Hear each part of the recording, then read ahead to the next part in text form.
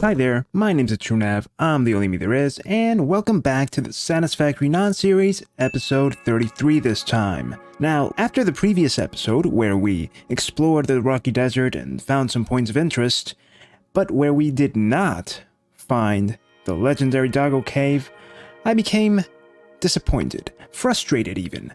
So much so that I went looking online because I knew I'd read about it. I knew there had to be a Doggo Cave somewhere, and it turns out that I was wrong. The Doggo Cave was in fact not in the rocky desert, but instead it is along the coast of the western beaches, which meant that I officially had an idea for my next episode. So for this one, I decided I'd explore that area, find the cave, but also start setting up my Turbofuel factory, a first for the channel. But before I could get to any of that, I decided to take all of my frustration out on the doggos, and what better way than, of course, not by killing them, but rather by hunting them. And what you see right now before you is a small montage of me looking through the world once again for whatever doggos I might have missed, because, truth be told, when I went looking for where the Doggo Cave was, I found a map, which actually revealed the location of every doggo as well as the doggo count, the total doggo count in the game,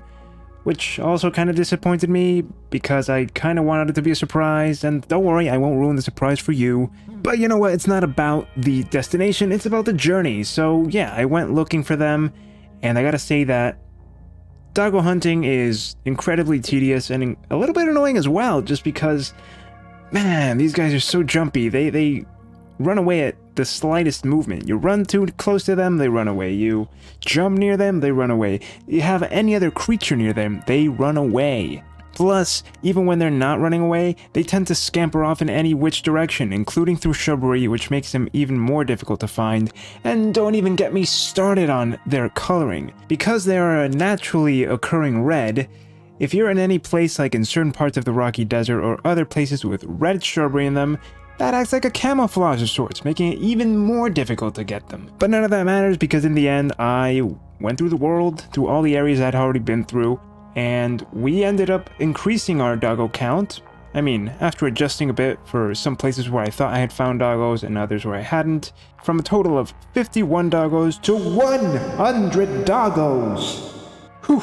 Truly an amazing count. And this was of course after I had already gone down, up and down the western beaches. But on to that point right now, and let's start with the fact that before I even started exploring the beaches, I extended my network of rails, or just the one rail from the pyramid, out to the start of the actual beach, where the archway is that separates the rocky desert from the western beaches area, both to prepare for what I would be building there in just a moment, and also because, hey, that's what the train is for, right? Materials? But once there, I stopped and started exploring the beach. I found a couple of doggos, found a couple of nodes, we found the oil nodes, as well as unlocked a few more drop pods, which is always going to be helpful. I of course also found the Doggo Cave, which I promptly explored, and of course found my 9 doggos inside, which, you know, frankly, okay, yeah, it's 9 doggos in a nice compact location. Kind of difficult to get to actually, because you wouldn't expect these guys to spawn onto little cliffs. But you know, it's not that impressive. I thought there'd be more. I thought it would be a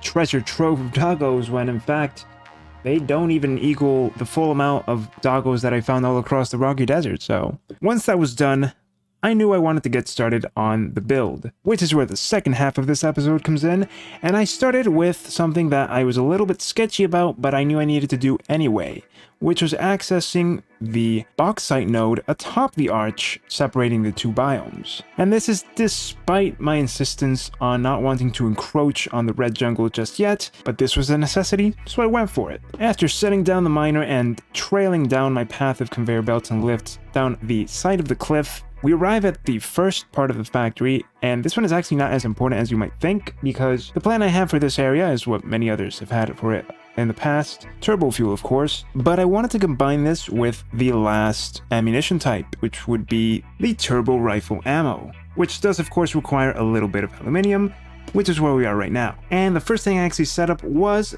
a very basic, very small, and technically expandable aluminium setup, with the ultimate goal of wanting to create just barely 30 aluminium casings, which is all I really need in order to make a single stack of turbo rifle ammo per minute. So we start with the first refinery at the back, and this one is going to be taking in 45 bauxite per minute along with 45 water to create 54 alumina solution. This one is underclocked to 22.5%. This is going to be a very minimum setup, and it's set up in such a way to just use exactly what we need.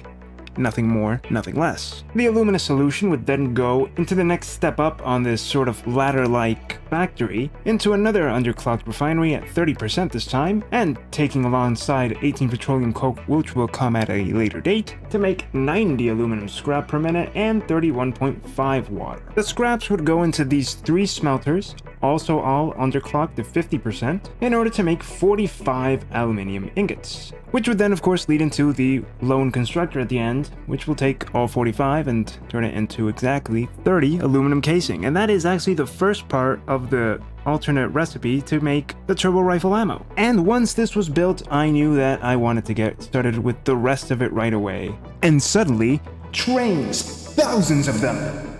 Well, not really, more like just the one with like maybe 3 freight containers. And this train is particularly special here because it will not only connect to the main train line where the materials train is, but this will lead out into the grassy fields area where I need to fetch some more materials to actually be able to make all the turbo fuel that will be powering this massive power plant, which I will show off right now. So this is the basic setup. It's halfway done, you could say, and let me just show it off real quick. So on either side we have 5 refineries, each creating heavy oil residue.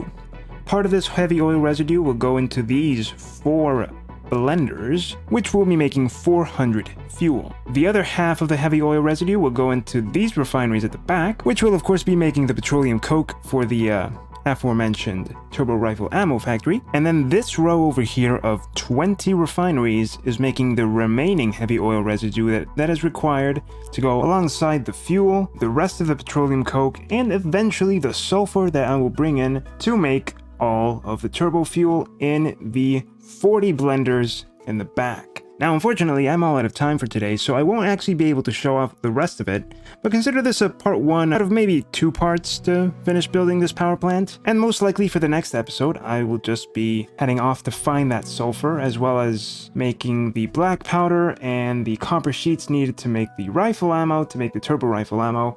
And it's going to be a very interesting small factory. I've still got to go over some ideas about how I want to decorate it. But as you can see, it's already starting to take shape, and this could actually be considered one of the last factories I will make. I know I've said that before, but honestly, there's nothing else I need to make anymore. Turbo Rifle was the last big hurdle. It's actually the first time, like I mentioned before, the first time I'll be making it on the channel, so that'll be interesting. And then, of course, after that, we'll have to keep Doggo hunting. But for now, thank you so much for watching this rather short episode of the Satisfactory Non-series. And if you liked it, then you know what to do. But as always, I'm the only me, so you be the only you. See you in the next episode.